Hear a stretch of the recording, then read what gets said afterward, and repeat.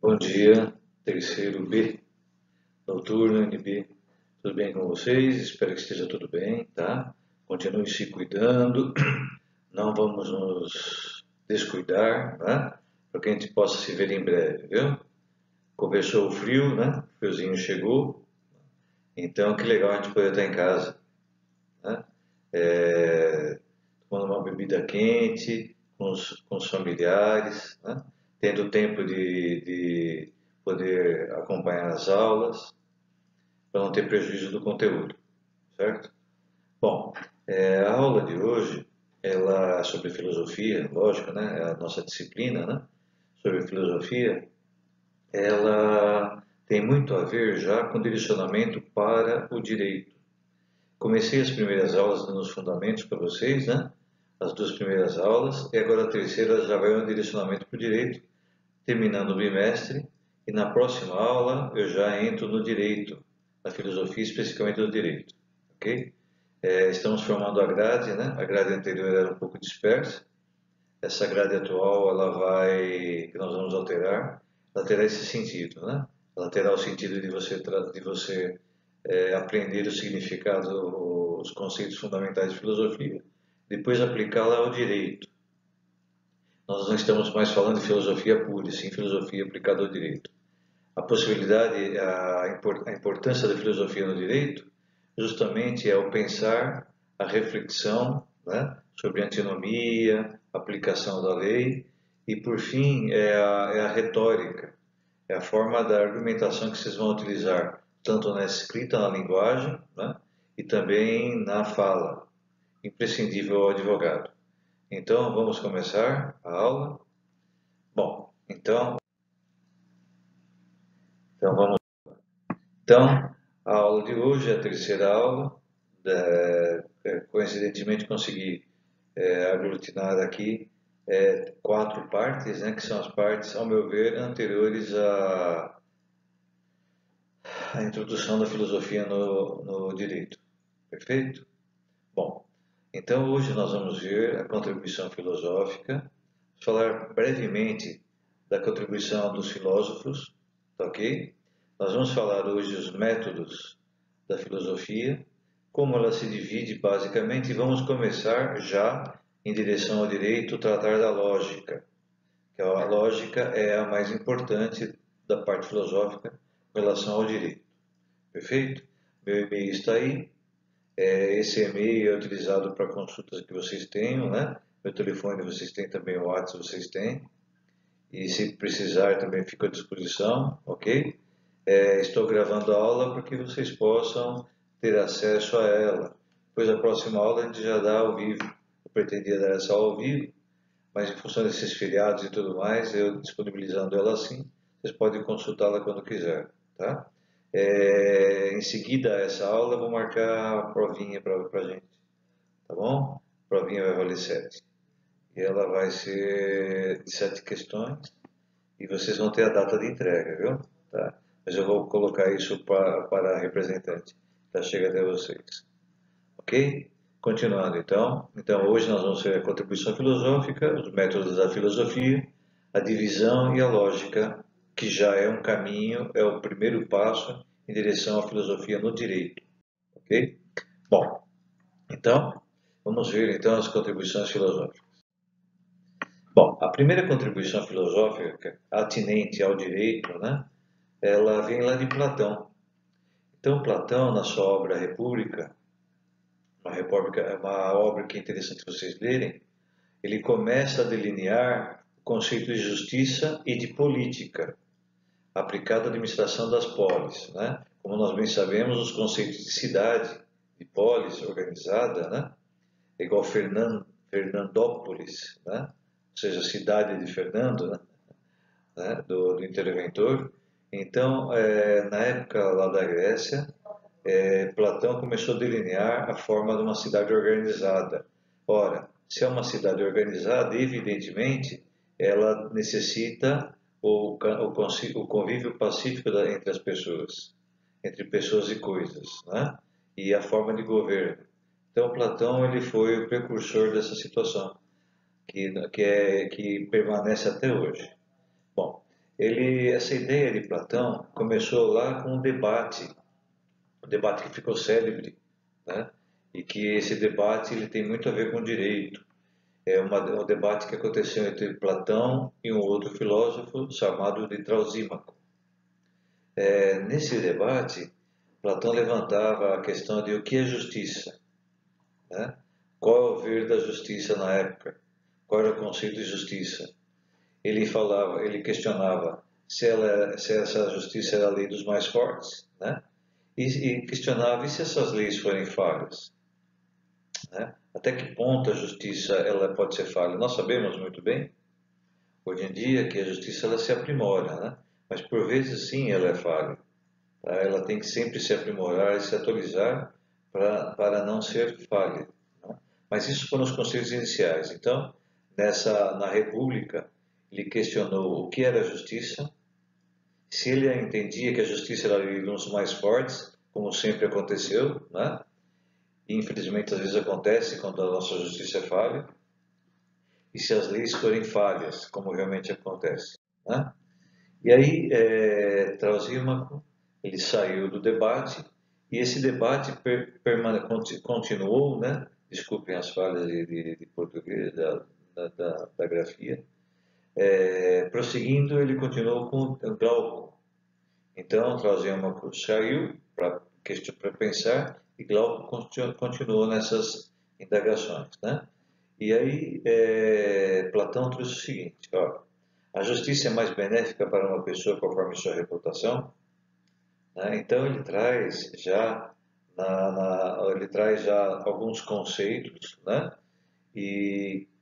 Da vivência dele e das experiências de sentimento dele, né? Então, nas observações, ele acha assim, aquela pessoa que tem uma aparência melhor, né? Ela é julgada de forma diferente. Infelizmente, nós já vimos que isso existe ainda, né? No caso, por exemplo, quando existem as segregações, né? Quando existe racismo, quando existem aqueles preconceitos, né? De gênero, sexo e com relação a dinheiro, falta de dinheiro, né? Então, nós sabemos que isso vem desde lá. Então, Platão, ele verificava isso e também, por sua vez, ele sentia isso. Vocês vão ver daqui a pouquinho que são fases diferentes, tá, da lógica, viu? Então, ele entendia o seguinte, olha lá, o questionamento que ele fez é assim, quem é mais feliz? O injusto com fama de justo ou o justo com fama de injusto, né? Então, esse questionamento ele já veio sedimentar o indúbio pro réu, por exemplo, no criminal, né? Ele já veio sedimentar a política com a pessoa os personagens que nós assumimos na vida, né?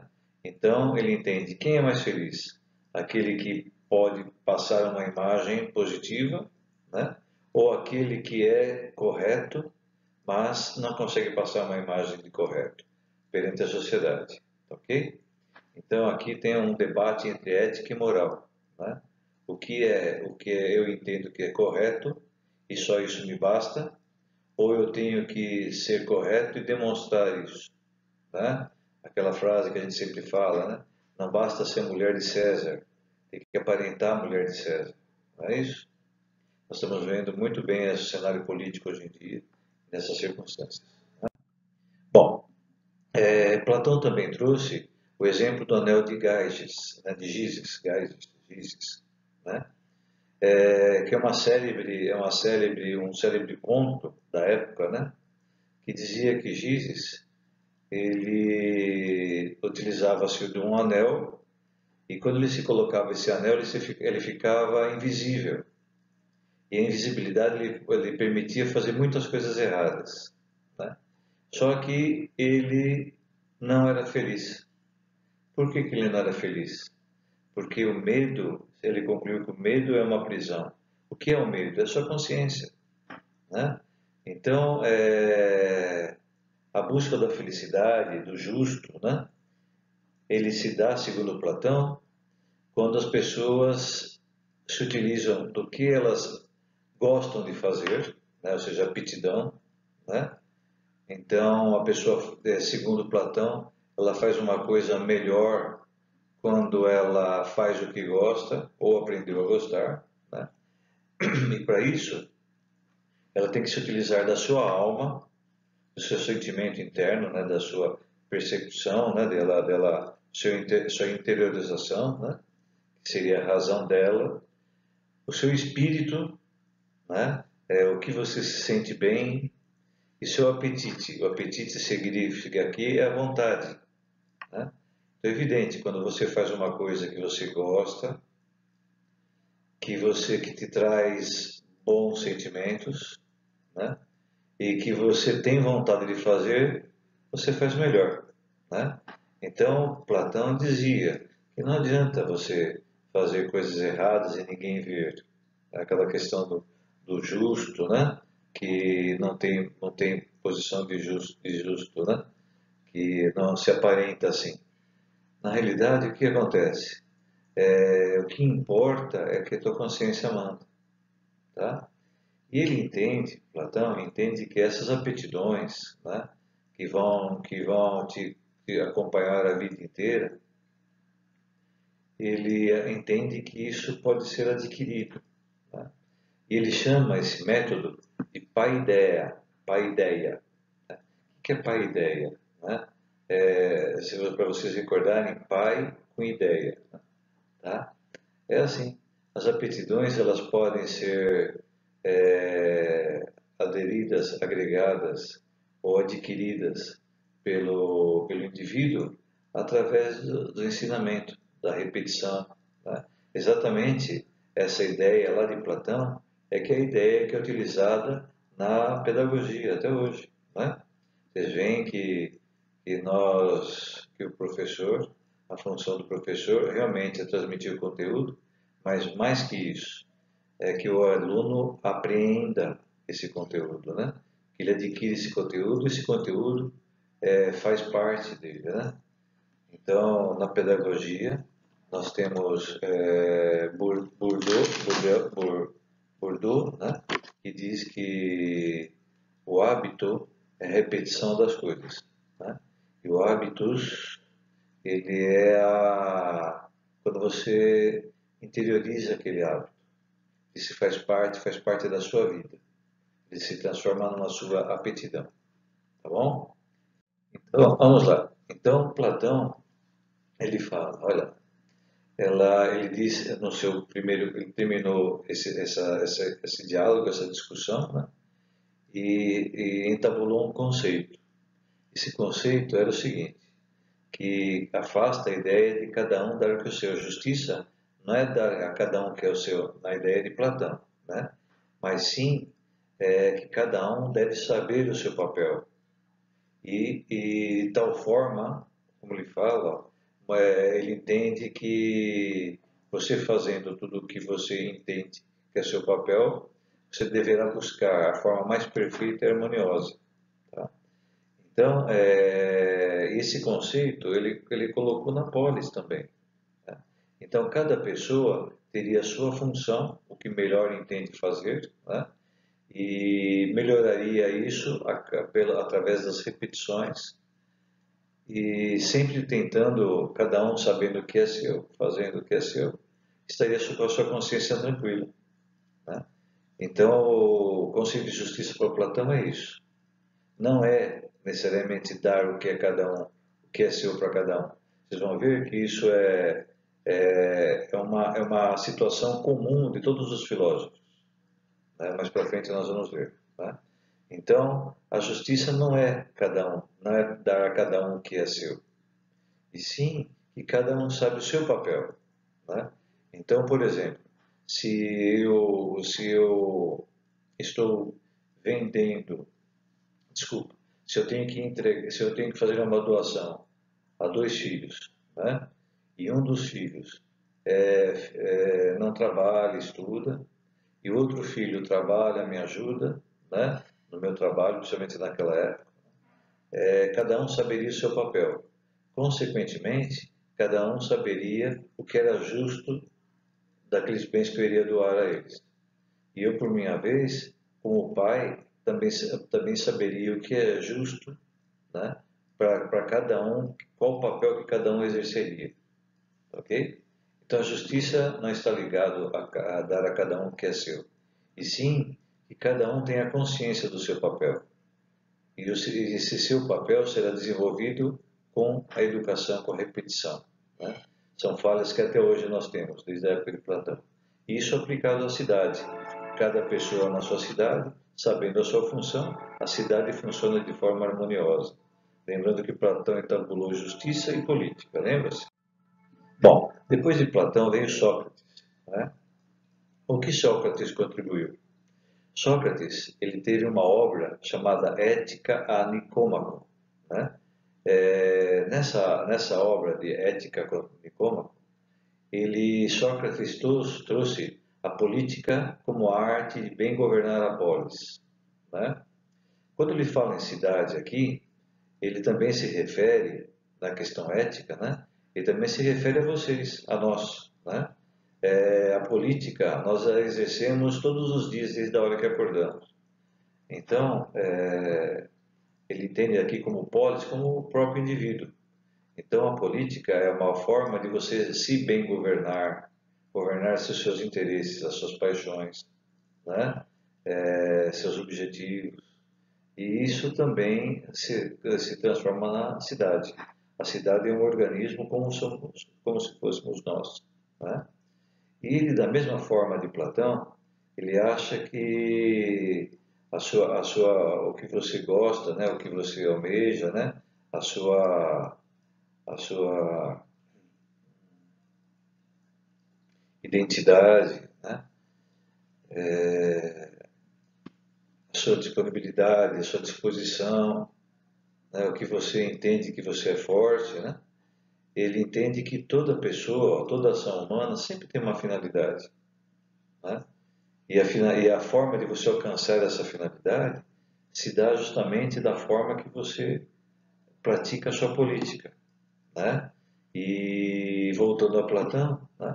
Essa ética significa que a forma que você consegue alcançar seus objetivos, utilizando da política, você tem que utilizar-se de formas que não atinjam outras pessoas. Lembra, tem que ser harmonioso, né? Então, por exemplo, ele trouxe aqui, ó, o objetivo da medicina é a saúde, tá bom? Então, o objetivo da medicina não é política, não é administrar, né? É simplesmente cuidar das pessoas. Na arte da guerra, o objetivo é a vitória, ok? Então, toda situação sempre tem um objetivo, perfeito? Bom, então, a felicidade do ser humano, evidentemente, é ser feliz. Isso que é a nossa busca maior, né? O nosso bem-estar, tá? Nosso bem-estar se dá em aquisições, em contribuições, em trabalho, né? E esse bem-estar, ele deu o nome de eudaimonia, né? Então, o que é eudaimonia ao ver dele? É a felicidade, o sumo bem. É aquela situação que por vezes é passageira, você adquire, depois você está em busca de outras coisas, né? Então, eudaimonia, segundo Sócrates, é a felicidade, né? É a felicidade, é o nosso bem-estar, o que nós buscamos, a nossa finalidade, tá bom? Então, olha lá, e como a gente se obtém a felicidade? Através das virtudes. Não adianta você chegar em algum lugar, né? Igual Giges, e tendo entre na sua consciência aquele medo, aquele lhe perturbando. Então, a felicidade é a busca das virtudes. Lembrando que Sócrates traz aqui a questão ética, né? Então, você, na busca de virtudes, você fazer o bem, você alcançar objetivos graças aos seus esforços, né? Você não incentivar pessoas a fazerem coisas erradas, você conseguir aquisição de um bem proveniente do seu salário, você chegar e ver um filho bem-sucedido graças ao tempo que você dedicou a ele, né?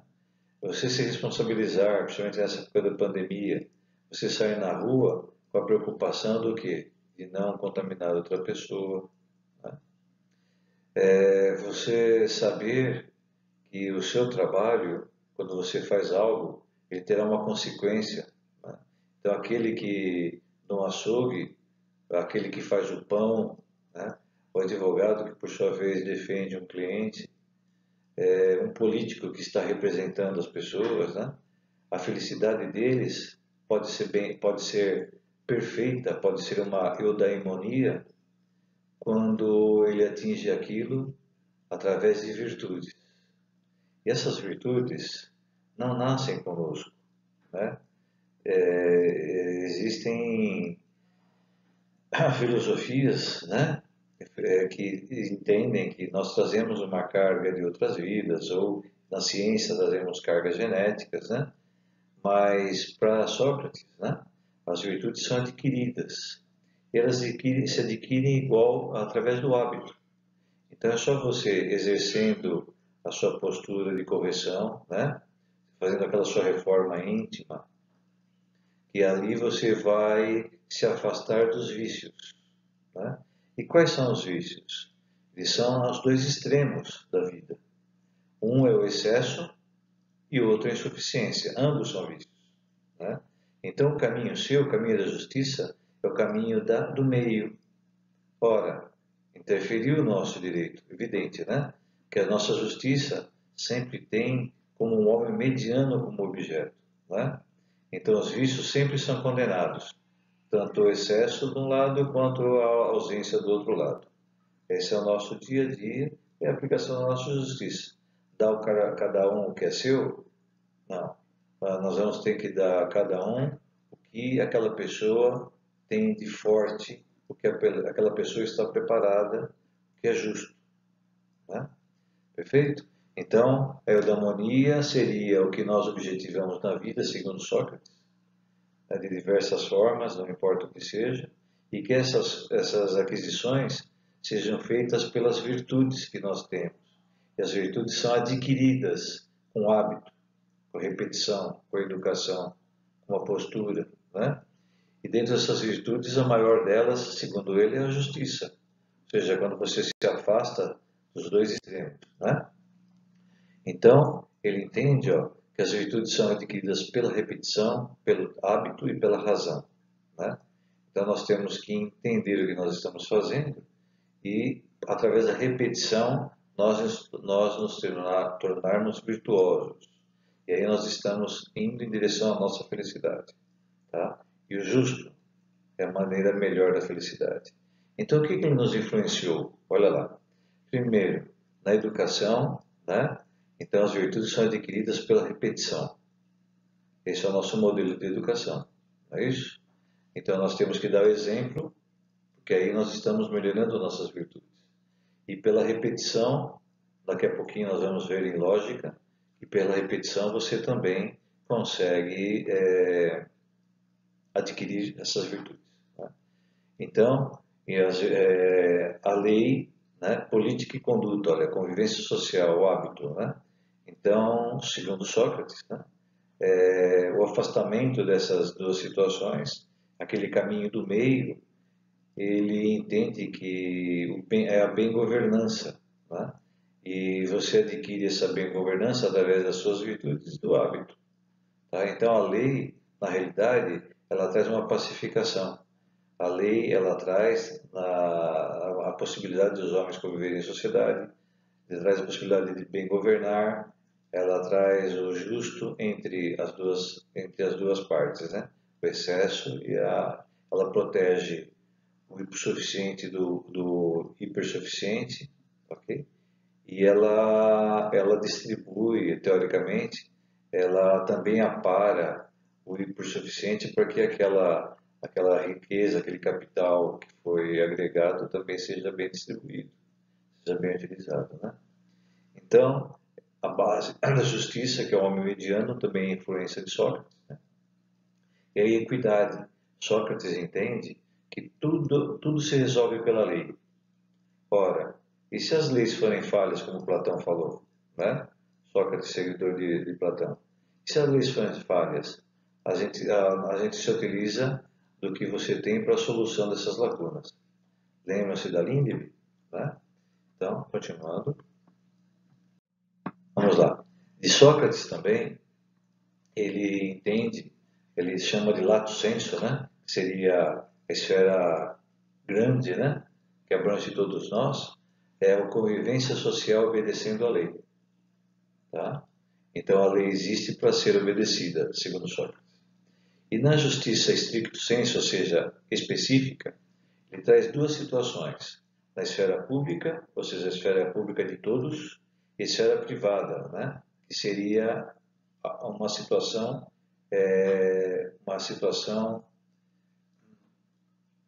identificada, né? Unificada, uma situação específica, seria a antinomia, né? Mas sendo mais claro, né? Então vocês vão ver que lá na esfera pública ele fala assim, olha, tratar os iguais de formas iguais e os desiguais de forma desigual. Está vendo só? Essa é a nossa tônica até hoje, é a tônica da nossa justiça, né? Então, aí na esfera privada, ele trouxe a ideia do dano, igual um por um, ele falava, igualdade absoluta, um por um. Então, se você causa o dano a alguém, você tem que indenizá-lo de forma que fique exatamente como era antes, né? É a nossa tônica da responsabilidade civil, tá vendo? Ok? Então, segundo Sócrates, né? As virtudes são aquelas a virtude, desculpa, você almeja sempre o melhor, o bem-estar inerente ao ser humano, e para você chegar nesse bem-estar, você tem que se utilizar das virtudes, né? E a virtude, o que são? A ética, a moral com relação à sociedade, a boa governança da cidade, das polis e a sua boa governança, né? E é só nessa forma, só desse jeito que você vai alcançar o seu bem-estar. E também é de Sócrates, né? Que o obedecimento da lei, a lei traz essa possibilidade da bem-governança, né? E nós só aprendemos através da repetição, tá? E é o que se utiliza até hoje através da educação. E a justiça específica, né? Ela trata de duas formas. A pública, que é tratar os iguais de formas iguais, e os desiguais de forma desigual. Por exemplo, nós temos aí situações de uma lei trabalhista, nós temos também uma situação aí do previdenciário, nós temos a situação do Código de Defesa do Consumidor, né? E na esfera privada, Sócrates trouxe a responsabilidade civil, né? Então, o que você causou de dano, você tem que pagar por aquilo, tá bom? Bom, na Idade Média, nós estamos falando dos que mais foram importantes para o direito, viu? Na Idade Média, nós tivemos Santo Agostinho, né? Então, que Santo Agostinho dizia que a lei do homem é falha, né? É imperfeita, mas que ela tende a se aproximar com a lei divina, que é a lei perfeita. São Tomás de Aquino depois também trouxe, né? Ele trouxe que a lei eterna é a lei perfeita, né? Ou seja, é aquela lei que existe em todas as coisas quando você olha, o nascer do sol, a chuva, o vento, o frio, o calor, né? É o nascimento das pessoas, a vida, depois a morte, né? Então a lei eterna ela é perfeita, até porque ela é eterna, né? Então ela é imutável. A lei natural, ele entende, São Tomás de Aquino, que o homem nasce bom, né? Então a lei natural do homem é fazer o bem, tá? E a lei humana é aquela lei que foi positivada, ou seja, é aquela lei escrita que nós devemos seguir, né? Então, a tendência nossa é, por enquanto, fazer segundo São Tomás de Aquino, por enquanto nós dependemos de direcionamento, né? Com a nossa evolução, porque faz parte do homem fazer o bem, né? Nós chegaremos perto das leis perfeitas, tá? Bom, aí sai de São Agostinho e São Tomás de Aquino e vem para Maquiavel, né? Fala maquiavélico, para ele é tudo difícil, né? Para ele é tudo pensado, né?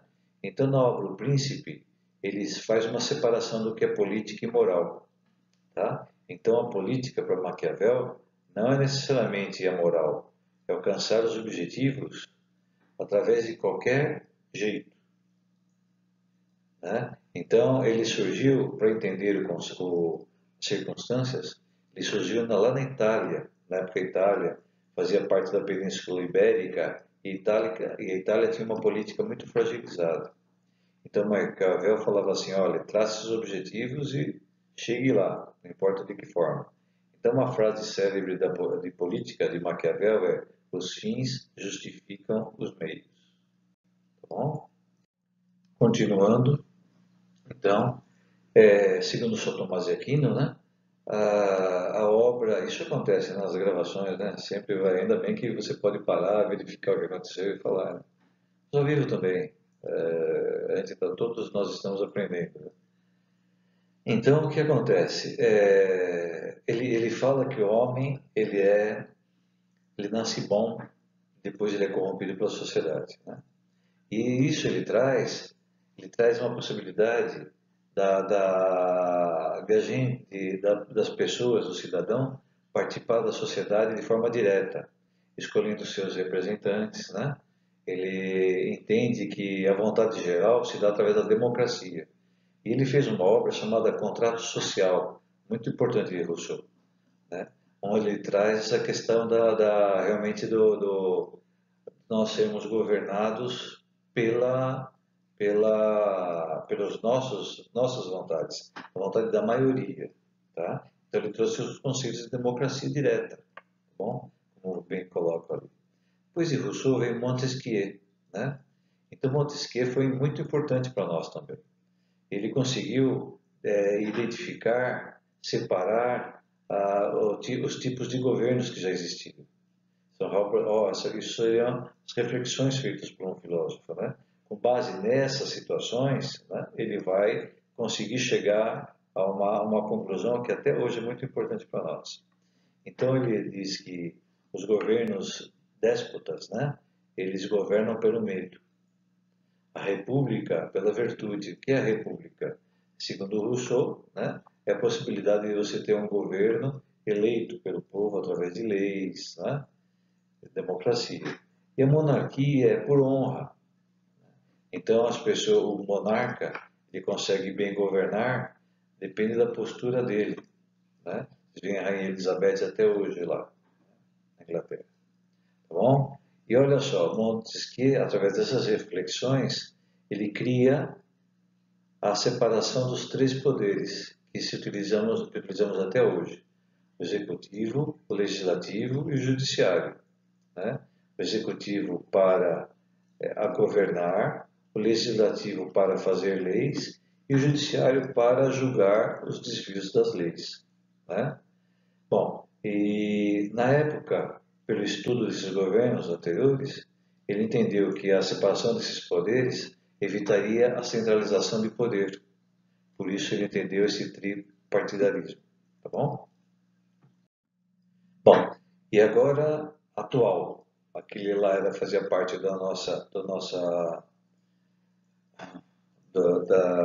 do que utilizamos ainda hoje, né? Mas esses de agora são filósofos que fazem parte da nossa atualidade. Então, John Stuart Mill, ele entendeu, ele entabulou sobre o positivismo, né? Ou seja, uma forma positivar é você, que utilizamos nossas leis hoje, que é escrita, né? Você prevê uma conduta humana, tá? Então, você tenta, através da lei, possibilitar a pacificação na civilização, né?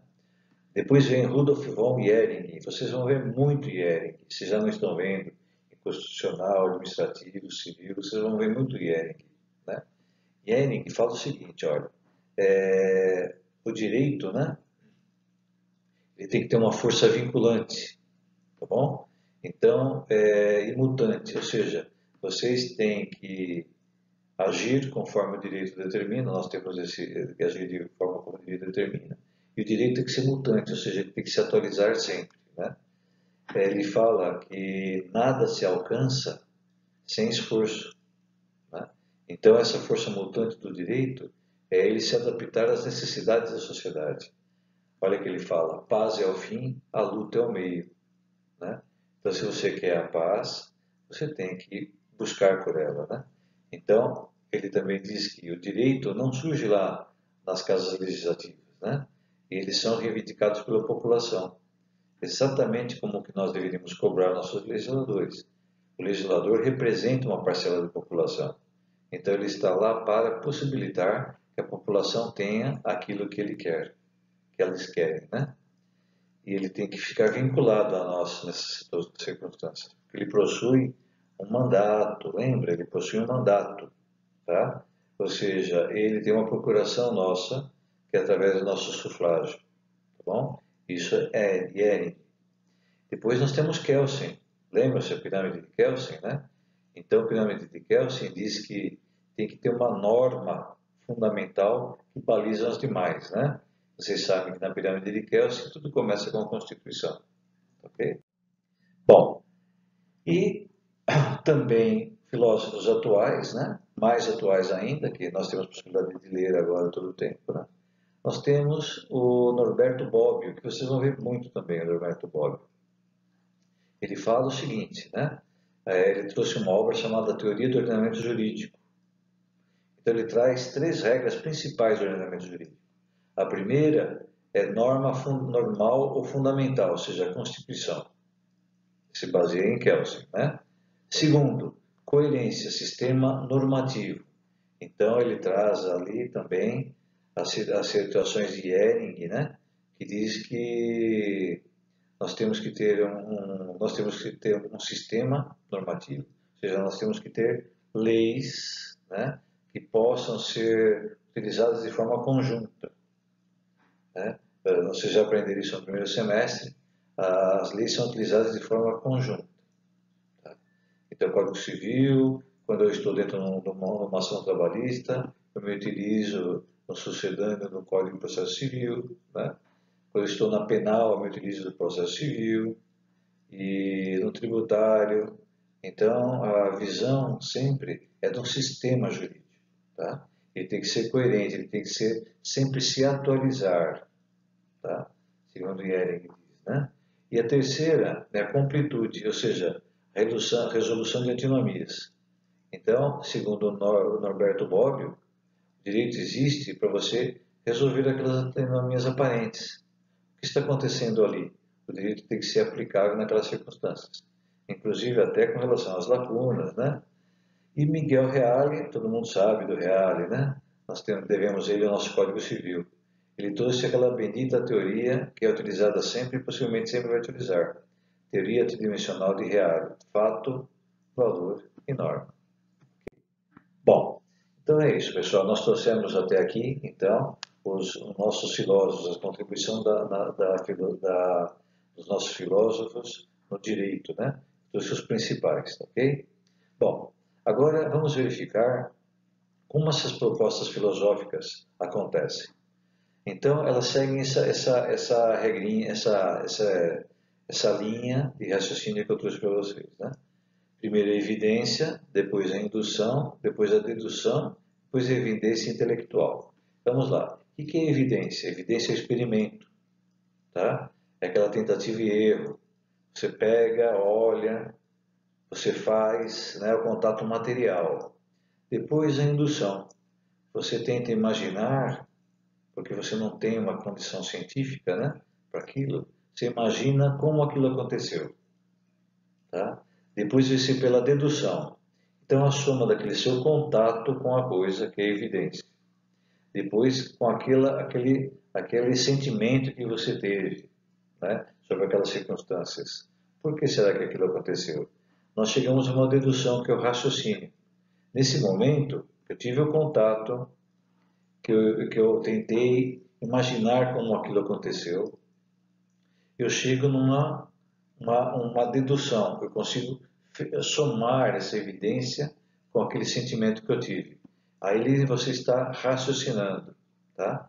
E depois disso, depois de você raciocinar, você seja na evidência intelectual, ou seja, você se utilizou da matéria, você utilizou-se dos seus sentimentos, você se utilizou-se da razão e depois você chegou numa evidência intelectual, ou seja, que traz a parte da ciência. Aqui, a evidência intelectual tem a ver já com a ciência, tá? Bom, eu trouxe um exemplo aqui para vocês. Isso é nas argumentações também que vocês têm, hein? Se vocês quiserem, vocês vão ver daqui a pouquinho na lógica.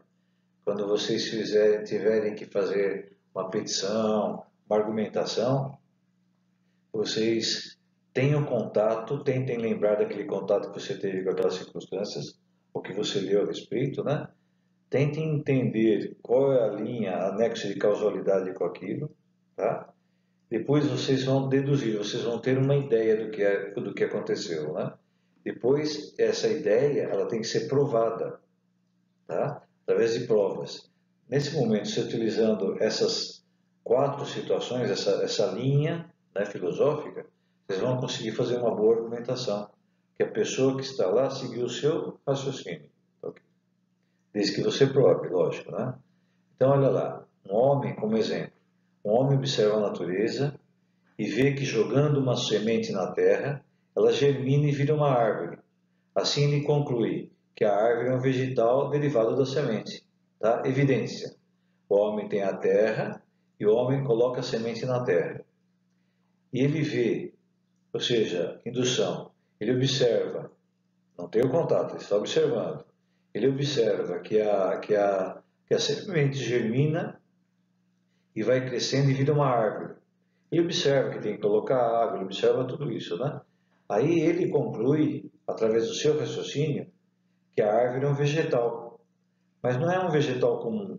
Aquela árvore nasceu daquela semente. Tá vendo? Pronto. Ele já tem uma evidência intelectual. Se ele quiser obter aquela árvore, ele vai plantar aquela semente naquele chão. Tá? Então, por quê? Todas as coisas derivam de uma causa principal, uma causa primária. Tá? Tudo. Então a questão é como chegar àquilo. Através da evidência, contato visual, material, da indução, ou seja, o que você imagina que tenha acontecido, da dedução, quando você se utiliza da razão e consegue concluir, né? E a evidência intelectual, que é a conclusão factível. Você, através da evidência intelectual, você pode chegar lá na principal, na causa primária, tá bom? Bom, então como a gente se utiliza para a gente seguir aquela regra, né? Nós temos, primeira situação da abstração, né? Porque matéria, vocês viram lá que você pode, na evidência, ter contato com as coisas, né? Aí para você pensar, se abstrair, né? Como você deve fazer? Primeiro, esse grau de abstração são as ideias, estudo da matéria. Então, quando você lê sobre física, quando você lê sobre biologia, né, você está tendo uma ideia do que aquilo significa. Você vê a junção dos átomos, né? Você não dá para ver o átomo, mas você já, pelo aquele grau de abstração, você se utilizou da ciência, né? Depois, a segundo grau de abstração seria a forma. Então, quantidade, matemática, né? Então, você começa a entender o porquê na biologia acontece a troca de gases, né? Você começa a entender o porquê na física, ou na química, você tem a junção dos elementos, né? Um mais um, tá? Então, primeiro, você tem ideia do que aquilo significa pelas ciências que você teve acesso, né? Segundo, você se utiliza de números, né, de pesos, de medidas, tá? Você não está tocando em nada, você só está pensando. Em terceiro, você se utiliza dos seus sentimentos, né? Então, veja bem, se eu sei que na física, na química, na biologia, eu sei que os átomos de X e Y aglutinados, ó, um átomo de oxigênio, um átomo H2O, Um átomo de hidrogênio para 2 de água, 2 de oxigênio, se transforma em água. Né? A ciência me diz isso e eu sei a quantidade. Né? 1 de hidrogênio para 2 de oxigênio. Perfeito? Aí eu vou pegar e colocar ali umas circunstâncias. Né? Como, causalidade, qual é o sentimento? Como que esses átomos foram criados? Como esses átomos se uniram?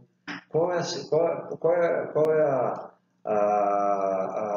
aqui você vai até viajar, né? Qual a possibilidade de interferência de um Deus nesse sentido, tá? Então, essa situação de abstração, né? Que seria aquela segunda situação. Primeiro você tem o contato, né, com a coisa, né? E segundo vem a questão da abstração. Na abstração, você vai se utilizar isso, do que você tem, do seu conhecimento, né? O conteúdo que você tem. Você vai tentar entender as quantidades, pesos e medidas, e depois você vai tentar, antes do raciocínio, você vai tentar verificar como aquilo pode ter chegado, né? Então, até tem uma célebre situação que diz assim, que sempre tem que ter alguma força que qualquer um chame, uma força divina, ou que qualquer um chame da forma que quiser. Porque como que você poderia, numa questão de causalidade, você pegar um relógio desmontado, jogar dentro de um saco e ficar chacoalhando ele por 1000 anos? Ele vai se transformar num relógio? Né? São questionamentos, tá bom? E vocês veem que, então, a ideia, né, da ciência, como o relógio funciona, quais são as partes do relógio, né? E depois você vai ver que, no terceiro grau da metafísica, você vai entender que tem que ter uma pessoa que, que fez aquilo, né? Então, teve que ter alguém que fez aquilo, um criador. Tá? Agora, e o resto que nós estamos aqui? Nós, o Sol, a Lua, né? Isso é tudo para a gente refletir, tá bom? Isso daqui também se dá no mundo do direito. Somente quando nós queremos tentar chegar ao motivo de um homicídio, né? Nós queremos chegar na investigação de coisas, ou o juiz na cognição para lhe dar uma sentença, e vai passar por essas 4 fases, ok? Bom, então, a filosofia, ela se divide, né? Só para nós termos uma ideia, em metafísica, que é o estudo do ser, a relação com Deus, né? Eles estudam o nosso espírito. A filosofia natural, que ela estuda os entes corpóreos, não só nós, os animais, estudam todos os seres, né? Estudam as leis. Essa é a antropologia. O que faz parte da filosofia natural? A antropologia seria a ciência que estuda a evolução do homem, tá? Na filosofia natural. Nós temos também a ética, que segundo a filosofia são atos humanos voluntários, né? E você tem a finalidade de bondade e maldade, né? Ou seja, está dentro de você aqueles 2 cachorros, né? O cachorro bom e mau. O que eu sou? O que vai prevalecer? Aquele que você alimentar, as virtudes, né? E a ética, no conceito social, é o moral, tá? Depois nós temos a lógica, que são os procedimentos da inteligência, que a gente usa no direito. Depois a história da filosofia, que eu já dei uma basezinha para vocês, tá? Então nós vamos ficar na lógica. A lógica já é o primeiro passo da filosofia no direito, ok? Então vamos lá. Qual é o conceito de lógica? É a ordem da razão, né? Ou seja, você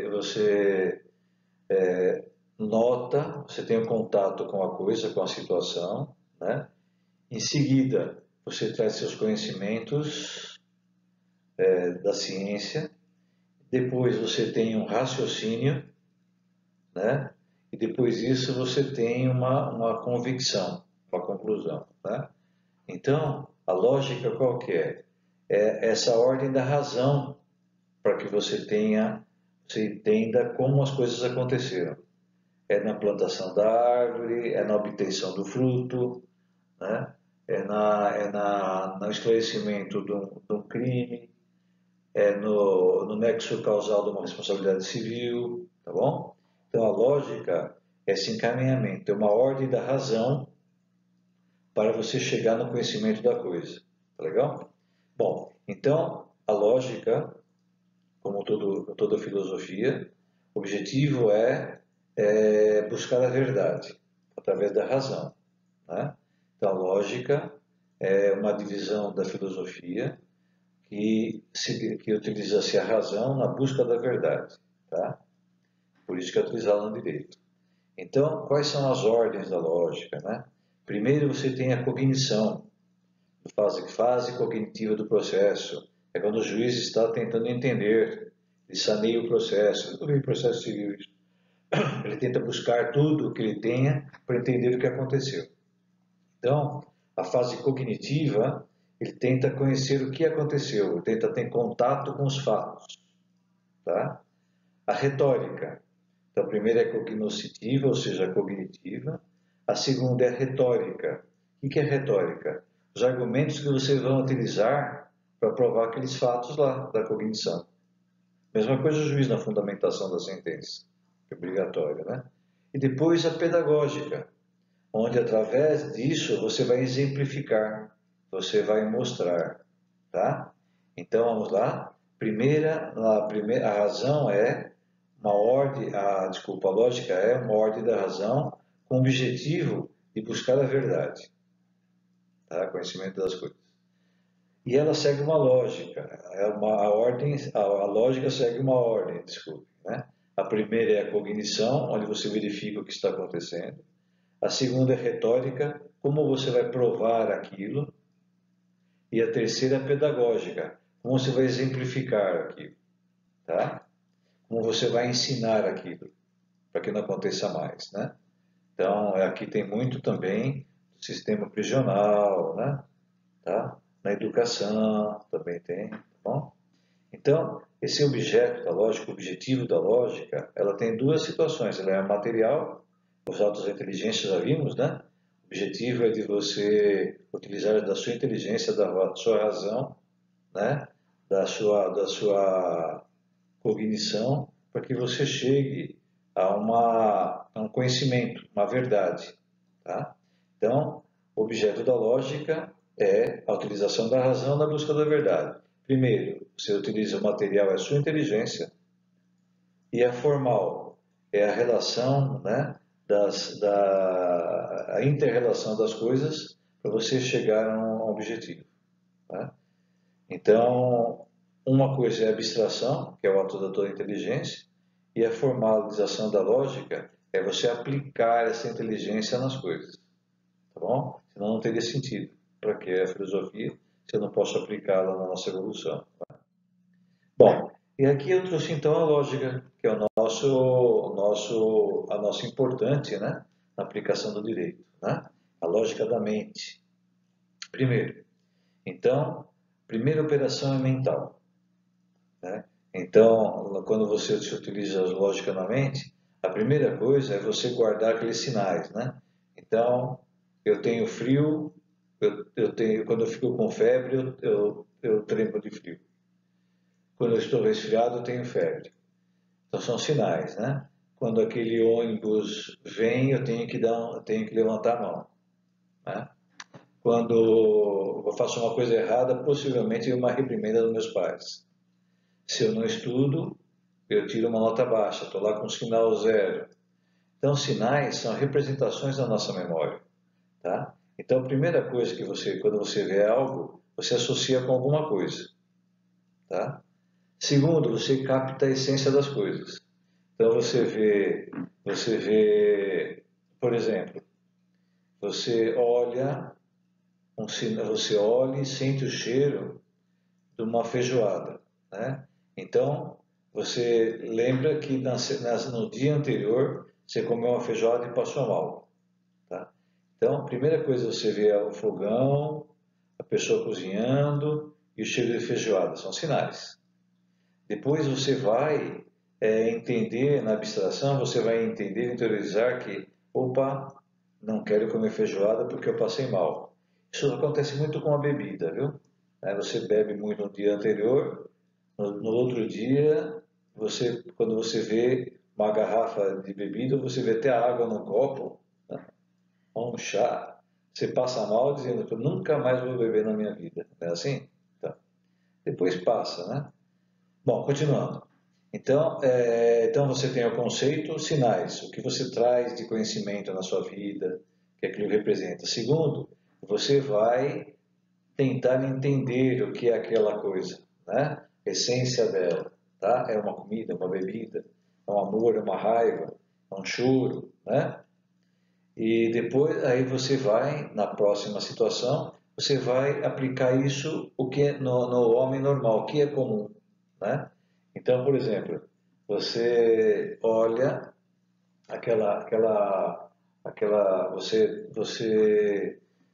um sinal. Você pega e fala assim, eu conheci uma pessoa de Sagitário, tem um sinal, né, do signo de Sagitário. Em seguida, vem a abstração, né? Você olha que essa situação e vê que a pessoa de Sagitário, ela está brigando com alguém, né? Então você pega e sente, puxa, ali tem uma briga, a pessoa de Sagitário. E você vai falar assim, nossa, a pessoa de Sagitário que eu conheci, que era a Maria, por exemplo, né? A Maria era briguenta. Tá vendo? Olha, você teve uma lógica na sua mente. Você primeiro trouxe um sinal, pessoas de Sagitário. Segundo, uma abstração. Você está verificando que aquilo está acontecendo e está vendo a pessoa agir com raiva. Não é mensurável, você sente aquilo. Terceiro, você vai dizer assim, nossa, eu conheci pessoas de Sagitário com o nome de X e pessoas de Sagitário que fazem desse jeito e essa aqui que é Maria, né? Então faz desse jeito. Então as Marias de nome Sagitário, ou era essa aqui está agindo igual aquela Maria, né? Então fala assim, puxou o pai, puxou a mãe, né? Toda Maria é assim, todo Pedro é assim, todo político é assim, tá?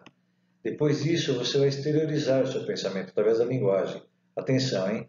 A linguagem aqui é escrita ou falada, ou gestos, né? Tá? Então, você primeiro tem um conceito, aquilo que você traz dentro de você de conhecimento. Segundo, você verifica a situação, né? Você capta, você sente a situação.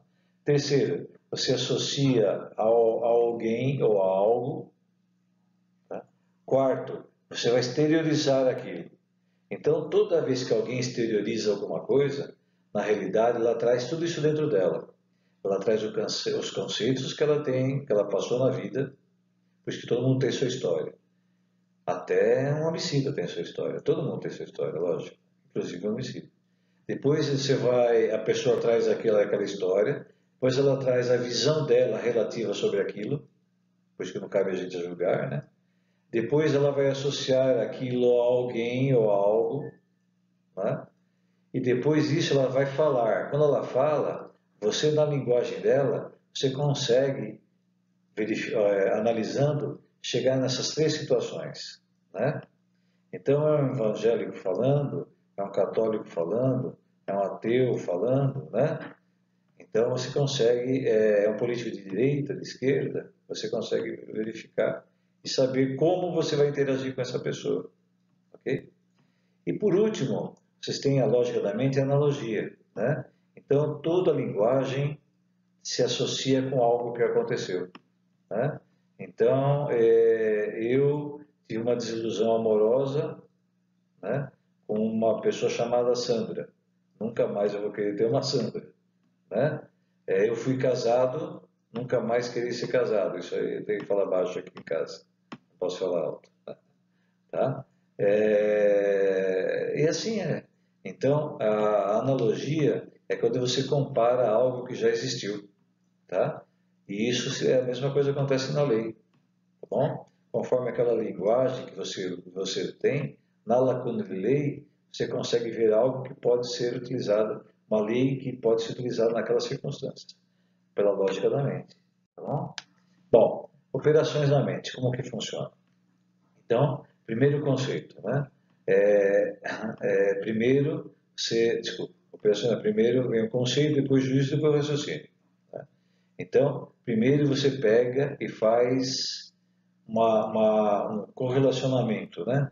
Do que você está vendo com relação aos seus ideais, né? Você faz um correlacionamento, você vai trazer lá aos seus experimentos, né? Segundo, a sua sensação. Terceiro, você vai associar aquilo a alguma coisa, não é assim? Né? Então, essa é a primeira situação, chamada de conceito. Você traz todas as circunstâncias dentro de você. Né? Segundo, aí você faz um juízo. Você pega, coloca tudo aquilo lá com relação a alguma coisa para ver se nega ou é correto. Se é negativa ou correta, né? Eu conheço, eu sei que o signo de Sagitário tem aquelas características, né? Que eu já vivenciei muitas situações dessas. Segundo, eu estou vendo que aquela pessoa de Sagitário está agindo de acordo com o que o signo dela fala, né? Terceiro, aquela pessoa chama Maria, né? Então, será que toda Maria age daquela forma? Se for, eu não quero ter uma Maria, né? Aí você traz tudo isso dentro de você, através do conceito. Você tem são os pré-conceitos. Na realidade, o pré-conceito é conceito, né? Aí você tem aquele conceito. Aí você vai submeter isso a um juízo. Ou seja, é verdade ou é mentira, né? Então aí você vai analisar se aquela Maria é diferente das outras Marias. Se aquela pessoa de Sagitário não tem nada a ver com aquilo lá que aconteceu, que aquilo ali foi uma situação, tá?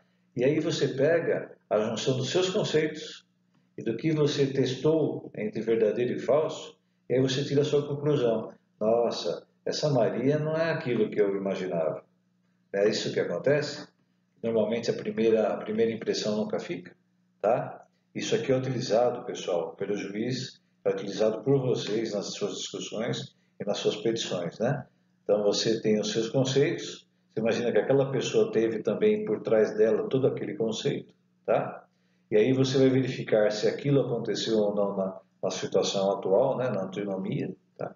E depois você vai tirar suas conclusões, perfeito? O nexo causal, né? Então, a lógica dos conceitos é isso, né? Quando você tem, primeiro, a lógica dos conceitos. Primeiro, você pega tudo aquilo que você aprendeu, que está dentro de você, né? E você, através de tudo aquilo que ele aprendeu, você vai verbalizar através da palavra ou através da escrita, né? Você vai depois comparar com situações, né? Para verificar se são aplicáveis ou não. E você vai, a partir do momento que você vai comparar, se aquela situação é igual a uma outra, tal, você vai chegar ao seu raciocínio, né? Então, os conceitos é isso, tá? São sinais que você tem. Você vai verbalizar aquilo, você vai verificar se é uma situação que aconteceu igual, né? E você vai sentir se aquilo se opõe a você ou não, né? Então, depois do conceito, que todo mundo traz, vem o juízo. Eu falei, qual é a lógica do juízo, né? É a composição mental do conceito. Então, por exemplo, o cavalo é animal, né? Se o cavalo é animal, evidentemente ele não tem um raciocínio, né? Ele tem que ser tratado por alguém, tá? Ele tem uma força. Então, primeira coisa, né? Então você tem lá no seu conceito, você já tem. Aí você vai no seu juízo tentar fazer o quê? O cavalo realmente é um animal? Realmente o cavalo, por que é um animal? Né? Ele pensa ou ele não pensa? Ele raciocina ou não raciocina? Né? Então você vai no juízo, você vai fazer, vai tentar mostrar que aqueles seus conceitos não estão certos, tá? Então, olha só, no juízo você utiliza o sujeito, então você analisa quem é, qual é a ação que ele está praticando e qual é a qualidade dele, né? Então você tem lá, por exemplo, fulano de tal traz dentro dele, ele não teve uma educação adequada, né? E ele verbaliza isso através da utilização de drogas, né? E porque ele está roubando em função da droga, né? Olha lá, qual a ação? Ele roubou para quê? Ele está realmente traficando ou ele está se utilizando da droga, né? E qual é a qualidade dele, né? Então, aí a qualidade dele, ele é um dependente, ele é um traficante. Ele nem se utiliza a droga, ele vive daquilo, causando mal a pessoas, né?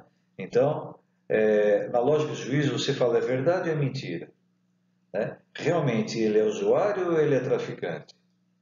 Foi uma vez ou não, né? E vamos entender de onde ele veio, onde ele vive, né? Quais são os conceitos que ele traz, tá? E ali você consegue, nesse juízo, você consegue tentar opor os conceitos que você tem àquilo que você está verificando, né? Aí você vai tentar provar que você está errado ou você está certo, tá? Aí você chega ao raciocínio. Não, realmente ele é um traficante. Não, realmente ele é um usuário, né? Essa lógica do raciocínio, ou seja, primeiro partiu do conceito, pois em juízo você testou. Aí você chega no raciocínio, né? Raciocínio é quando você chega num novo juízo, uma conclusão, né? Essa conclusão é chamada de silogismo. O que é o silogismo? É a interferência da lógica. Tá vendo? Você passou pelos quatro partes da lógica, né? Que culminam aqui, como vocês veem bem, os conceitos que vocês têm, o juízo que vocês fizeram e o raciocínio que vocês, ao final, a conclusão que vocês chegaram, tá? Então, essa conclusão é chamada de silogismo. Então, silogismo jurídico é a conclusão que o juiz chegou, né? Silogismo pedagógico é a conclusão que o MEC chegou, tá? Por exemplo, né? Então, nós temos três tipos de silogismo. O silogismo categórico é aquele que você afirma, né? Com certeza, você não tem dúvida, você parte do maior para o menor, tá? Você parte do maior para o menor e sua conclusão é médio seria a conclusão. Então você parte do maior para o menor. Essas circunstâncias é boa em argumentações, viu? Então você começa a trazer um maior, aí a pessoa vai ter do maior para o menor, igual você chega num prédio, olha o prédio. E aí você quer chegar no andar. Então você olha o prédio, aquele é o prédio, aquela é a rua, aquele é o endereço, aquele é o prédio, maior. Aí você vai chegar no andar um pouco menor. E você chega na sala, no apartamento, né? Essa lógica de raciocínio é o que nós podemos utilizar sempre nas nossas argumentações, né? Então, silogismo categórico, uma afirmação que não tenha dúvida. Então, maior, todo homem é mortal. Isso é um exemplo, né? Todo homem é mortal. Menor, particular, Sócrates é homem. Logo, Sócrates é mortal. Tá vendo? Há uma condução do raciocínio, tá? Depois nós temos o silogismo de relação. Então, ali você não é mais categórico, você tem que associar algo a alguém, né? Então, olha lá, maior, pai de alguém é seu avô. Então, a gente sabe do maior que todo pai de alguém é avô do filho desse alguém, não é assim? Então, a premissa menor, Atos, é o nome, né? Atos é pai de Eros, e Eros de Ceres, tá vendo? Então, premissa maior, pai de alguém é seu avô, do neto. Premissa maior, Atos é pai de Eros e Eros de Ceres. Premissa média, que é a conclusão, logo Aros é avô de Ceres, tá? Eu tive que relacionar. A outra não, a outra é uma verdade, não é contestável. Aqui eu tive que relacionar, tá? Então, exemplo, os funcionários que prestam, os concessionários que prestam serviço na prefeitura, né, têm responsabilidade civil.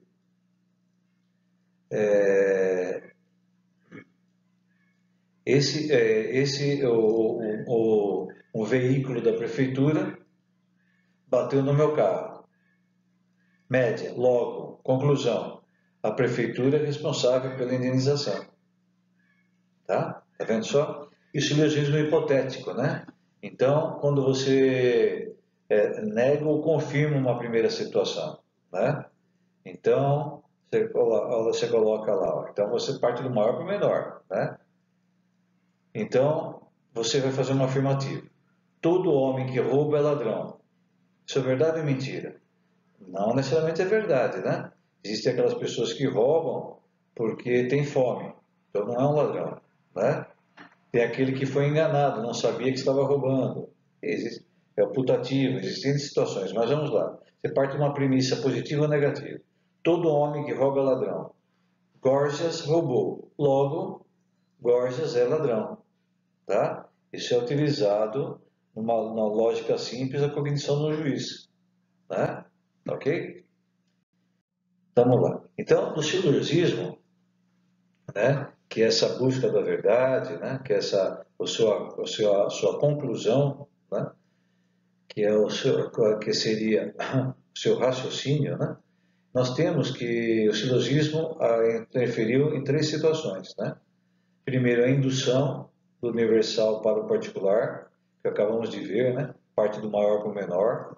A da dedução do particular para o universal, ou seja, eu sei que essa pessoa morreu de Covid-19, né? Então, porque ela ficou exposta. Então, eu parto dela para o maior. Então, eu tenho que pedir para que estou diante de uma pandemia, eu tenho que pedir para as pessoas ficarem em casa, tá? É dedução, eu deduzo. Pelo menor, deduzo o maior, tá? É uma ordem inversa, tá bom? E a dialética, a argumentação. Então, o silogismo também, ele possibilita que você tenha dialética, ou seja, tese, antítese e síntese, né? Tese, você fala, a outra parte nega e você consegue chegar numa conclusão, tá? Então, ou a parte apresenta algo para você, você se utilizando do maior para o menor, que é o legal, né? Normalmente a parte na tese ela traz a dedução, do menor para o maior. Aí você tem uma antitese, né? E a discussão entre as duas é a síntese, ok? A conclusão, que é uma verdade próxima do que seria uma verdade, né? E nós temos os sofismas, são as mentiras, né? Então, sofisma são aquelas mentiras que normalmente você conta para chegar no objetivo, ok? Então, se a exclusão, esconder alguma coisa, de repente você não falar toda a verdade, são sofismas que se utiliza através do silogismo, né? Você utiliza umas mentiras para você chegar onde você pretende, tá? E aí vem uma dica grande para o nosso direito, lá de Aristóteles ainda. Olha, Aristóteles aconselhava que muitos argumentos desnecessários podem prejudicar o raciocínio. Petições longas, discussões longas, quem fala muito dá bom dia ao cavalo, né? Tudo isso no interior tem fundamento, tá? Então Aristóteles diz que você tem que ser objetivo, tá bom? Que você tem que ser direto. Bom, pessoal, é isso, tá bom? Foi 1h e 11 minutos de aula, né? A aula deveria ser 1 hora, sempre passa um pouquinho, né? Eu fico à disposição de vocês, então, tá? Podem ler essa matéria à vontade. E depois, na avaliação, vai cair dessa matéria para trás, as três. No próximo bimestre, a próxima matéria já será direto dentro do direito, ok? Olha, obrigado pela sua atenção, desculpa alguma coisa e fiquem com Deus e se cuidem. Vocês são muito importantes para mim, tá bom? Muito obrigado.